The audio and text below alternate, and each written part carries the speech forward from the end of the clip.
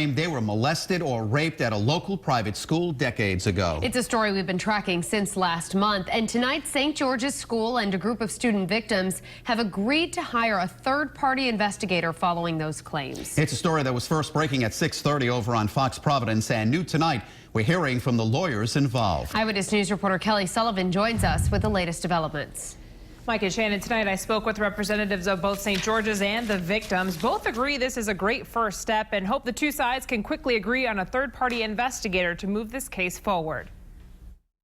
The pain suffered decades ago poured out through tears and hugs this week in Boston, where former classmates of St. George's School gathered to hold a news conference about the sex abuse allegations. It was an environment that was taken over by evil. But now the private Episcopal school in Middletown is trying to make good with the 40 victims who have come forward since the alleged abuse began back in the 1970s, announcing Thursday evening a third-party independent investigator both the school and victims agree upon will oversee a comprehensive investigation of sexual abuse at St. George's School.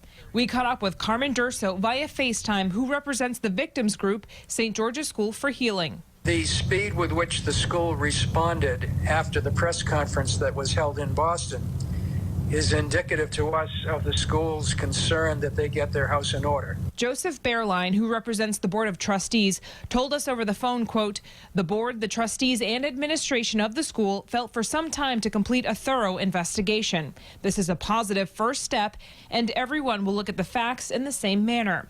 Attorneys say 7 of the alleged perpetrators worked at the school, 4 were students. Durso tells us most of the victims won't be able to prosecute because a majority were not raped, but they're hoping for the facts to finally come to light. So what we're hoping for is justice for everybody, in the sense that they will all be able to have their story told. They will all be able to get the kind of help that they need, and the school will do everything it has to do to make sure these kinds of things can never happen again. So now both parties will begin the process of deciding on that third party. Now, there's no timetable on the investigation. Meanwhile, state police is conducting its own investigation into the allegations. I'm Kelly Sullivan, Eyewitness News.